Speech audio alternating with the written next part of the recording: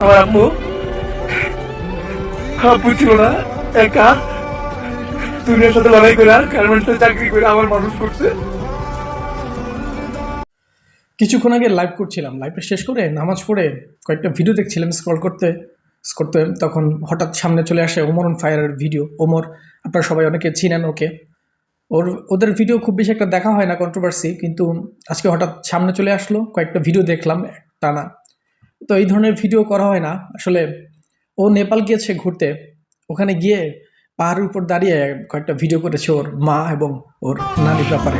আমার উদ্দেশ্য ছিল একটাই, এই জায়গায় দাঁড়ায় আমি আমার আম্মু আই লাভ ইউ করি, আমি নানি আই লাভ ইউ করি।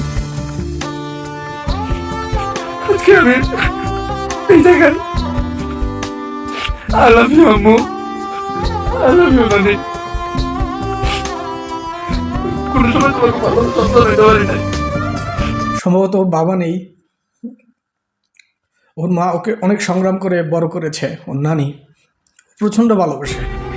কিন্তু আমার আম্মু একটা ওয়ারিয়র, আমার আম্মু একটা যোদ্ধা। আমার আম্মু আব্বু ছিল না, একা দুনিয়ার সাথে লড়াই করে গার্মেন্টসে চাকরি করে আমার মানুষ করছে।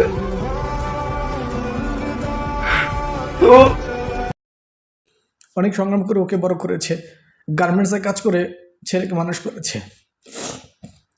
এই ব্যাপারগুলো আসলে একটা মায়ের যে সংগ্রাম, মনে হচ্ছে আমরা যারা মধ্যবিত্ত গরিব পরিবারে বড় হয়েছি, আমাদের কথাগুলি বলছে। মানে ওর মাকে হয়তো বাড়ি না থাকার কারণে ওর চাচিরা হয়তো বাড়ি থেকে বের করে দিয়েছিল। অনেক সংগ্রাম করে চলে গিয়ে তোমার ওই বাপের বাড়িতে, ওই বাপের বাড়িতে তোমার অসম্মান করা হয়েছিল, খালি তুমি করিতে না। আমি লয়ে যাবো তোমার ওই খাবার বাসায়, যেই খালা তার ঘর থেকে তোমার বাড়ি করে দিল, খালি তোমার কোনো বাড়ি নাই, থেকে ঘর নাই। ওমর হয়তো কথাগুলো বলেছে, কিন্তু আমি বলতে পারবো না। মায়ের প্রতি যে ভালোবাসা, একটা আবেগের জায়গা। মায়ের প্রসঙ্গ আসলে আর কথা বলতে পারি না। মাকে কতটা ভালোবাসি এটা বোঝাতে পারি না। তুমি ছোটকালকে যেমন ভাবে আমার কষ্ট করে বড় করতো, এগুলো থেকে কোনো তোমার কথা একটু হয় না মা, কোনো সময় তোমার আই লাভ ইউ হয় না।